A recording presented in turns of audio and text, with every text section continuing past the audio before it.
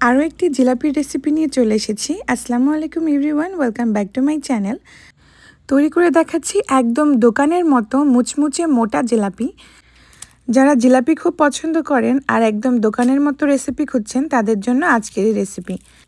মাত্র ঘরে থাকা উপকরণ দিয়ে আমি এই জিলাপিটা তৈরি করেছি আর ইনশাল্লাহ খুবই মুচমুচে হবে আর অনেকক্ষণ পর্যন্ত মুচমুচে থাকবে। সব রকমের টিপ সহকারে আজকের রেসিপিটা আমি শেয়ার করেছি, তাই শেষ পর্যন্ত ভিডিওটা দেখবেন, ইনশাল্লাহ সবার খুবই উপকার হবে।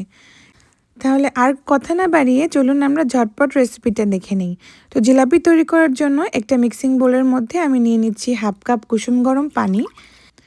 এই পানির মধ্যে আমি দিয়ে দেব হাফ চা চামচ ইস্ট, সাথে আরও 1/4 টিস্পুন ইস্ট, মানে টোটাল এখানে 3/4 টিস্পুন ইস্ট দিতে হবে। আর ইস্টটা অ্যাক্টিভ করার জন্য এখানে 1 চা চামচ আমি চিনি ব্যবহার করলাম। এখন সব কিছুকে একটু ভালো করে মিশিয়ে নিচ্ছি। এখন দিয়ে দিচ্ছি এখানে ময়দা। আমি একদম ভোরে 1 কাপ ময়দা আর 1/4 কাপ ময়দা দিয়েছি। সাথে আরও দিয়ে দিচ্ছি 1 টেবিল চামচ বেসন। বেসনটা কাঁচা অবস্থাতেই রয়েছে। সাথে আরও দিয়ে দিচ্ছি 2 টেবিল চামচ কর্নফ্লাওয়ার। এটা হচ্ছে এই রেসিপির গোপন ইনগ্রিডিয়েন্টস। এটা দিলে এই জিলাপিটা অনেকক্ষণ পর্যন্ত মুচমুচে থাকবে। এখন সব কিছুকে খুব ভালো করে আমি একটু মিশিয়ে নিচ্ছি। এই মেশাতে মেশাতে অল্প অল্প করে পানি দিয়ে আমি একটা একদম স্মুথ ব্যাটার তৈরি করে নেব। একবারে বেশি পানি দেওয়া যাবে না, অল্প অল্প করে পানি অ্যাড করতে হবে আর খুব ভালো মতো ফেটিয়ে নিতে হবে। ব্যাটারটা যত ভালো করে ফেটানো হবে ততই এর ভেতরে এয়ার ক্রিয়েট হবে আর জিলাপিগুলো অনেক বেশি ফুলকো হবে। তো আমি এরকম সময় নিয়ে খুব ভালো মতো এটাকে ফেটিয়ে নিচ্ছি।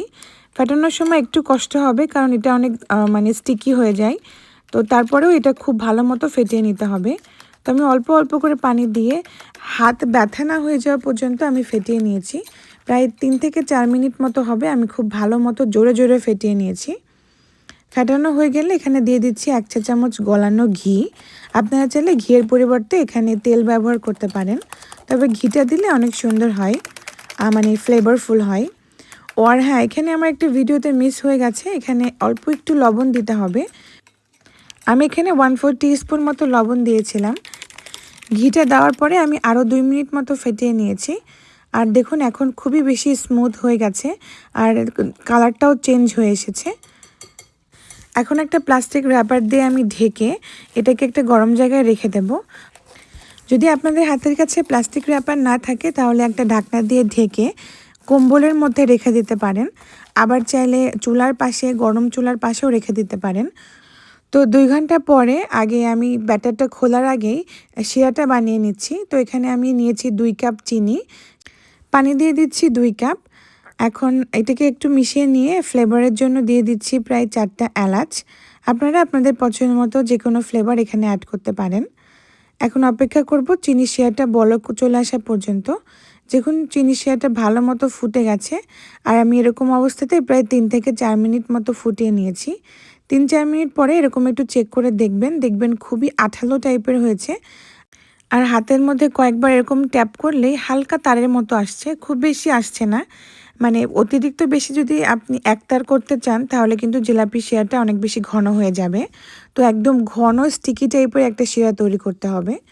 শিরাটা যাতে ঘন না হয়ে যায় সেজন্য আমি এখানে প্রায় 1 চা চামচ লেবুর রস আর একটু ফ্লেভারের জন্য এখানে 1 চা চামচ ঘি ব্যবহার করেছি। এই ঘি ব্যবহার করার কারণে মনে হবে জিলাপিটা ঘিয়ে ভাজা, তো এর জন্য অল্প একটু ঘি ব্যবহার করবেন। এখন ঢাকনা দিয়ে ঢেকে এটাকে রেখে দিচ্ছি। এখন ব্যাটারটা আমরা খুলে দেখব, দেখুন কতটা ফ্লাফি হয়ে গেছে। এখন ব্যাটারটাকে আরও 2-3 মিনিট মতো ফেটিয়ে নেব। এ পর্যায়ে ব্যাটারটা যত ভালো করে ফাটাবেন ততই জিলাপিগুলো অনেক বেশি ফুলকো হবে আর ভেতর পর্যন্ত রস ঢুকবে আর মুচমুচেও হবে। তো আমি খুব ভালো মতো আরও 2 থেকে 3 মিনিট মতো খুব ভালো করে ফেটিয়ে নিয়েছি।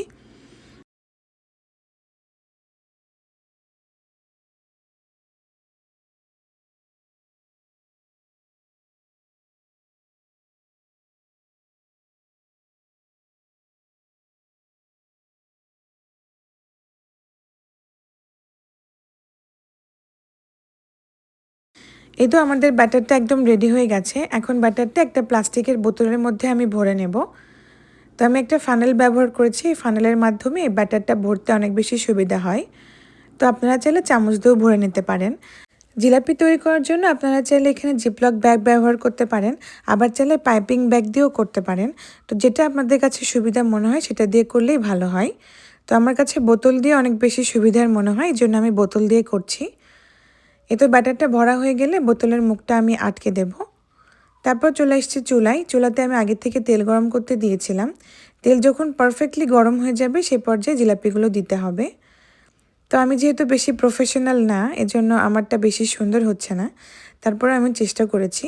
তো জিলাপিটা আপনাদের পছন্দ মতো আপনারা যে কোনো ছোটো বড় বড় যেই সাইজ চান সেই সাইজ করে নিতে পারেন। যেহেতু একটু মোটা জিলাপি, এই জন্য আমি একটু মোটা মোটা করে করছি।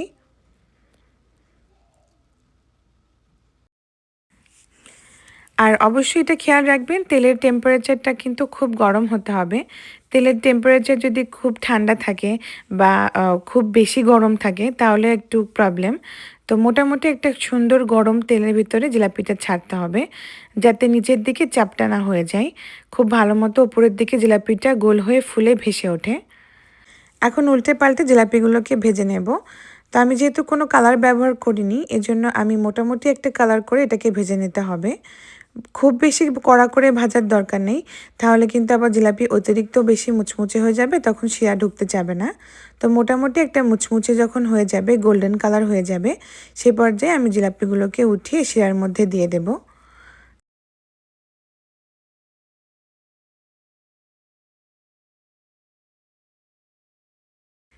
এই তো যখন এরকম গোল্ডেন কালার হয়ে গেছে সে পর্যায়ে আমি এই জিলাপিগুলোকে উঠিয়ে এক শিরার মধ্যে দিয়ে দিচ্ছি। তো এই পর্যায়ে শিরাটা রয়েছে কুসুম গরম আর জিলাপি হচ্ছে খুবই গরম। তো কুসুম গরম শিরার মধ্যে একদম গরম জিলাপি আমি দিয়ে দিলাম। আর এই শিরার মধ্যে জিলাপিটা রাখতে হবে 30 সেকেন্ডের জন্য। এর থেকে বেশি রাখা যাবে না, এতে করে জিলাপিটা অনেক নরম হয়ে যেতে পারে। তো 30 সেকেন্ড মতো আমি জিলাপিটা এপিট ওপিট করে খুব ভালো মতো শিরার মধ্যে রেখে উঠিয়ে নেব। দেখুন, আপনি দেখলেই বুঝতে পারবেন শিরাটা একদম মানে জিলাপিটা টেনে নিয়েছে আর জিলাপিটা শিরা নিচে চলে গেছে, তার মানে বুঝতে হবে পারফেক্টভাবে শিরাটা খেয়েছে।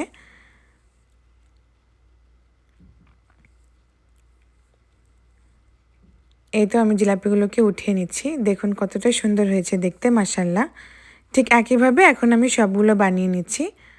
তো আপনাদের পছন্দ মতো আপনারা জিলাপিটা যেমন শেপ করতে চান তেমন করে করে জিলাপিটাকে ভালো মতো গোল্ডেন কালার করে ভেজে শিরার মধ্যে দিয়ে উঠিয়ে নিতে হবে।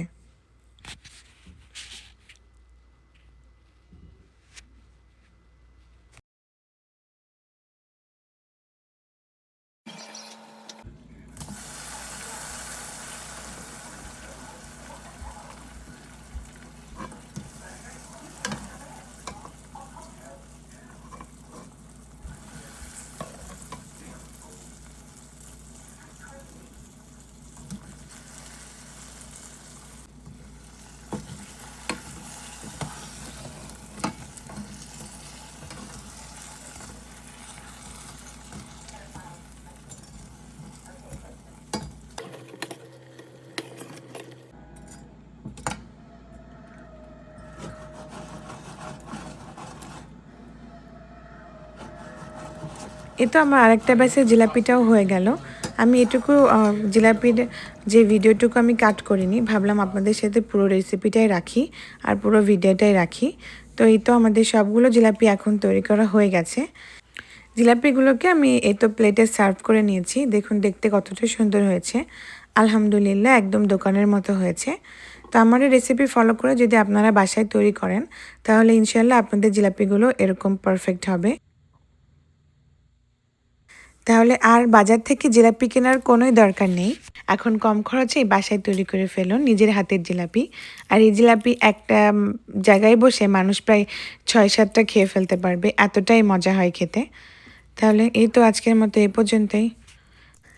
দেখা হবে অন্য কোনো ভিডিওতে অন্য কোনো রেসিপি নিয়ে। সে পর্যন্ত সবাই ভালো থাকবেন আর আমার জন্য অনেক অনেক দোয়া করবেন। আর আমার এই ভিডিওটা যদি আপনাদের কাছে ভালো লাগে তাহলে অবশ্যই আমাকে কমেন্ট করে জানাবেন।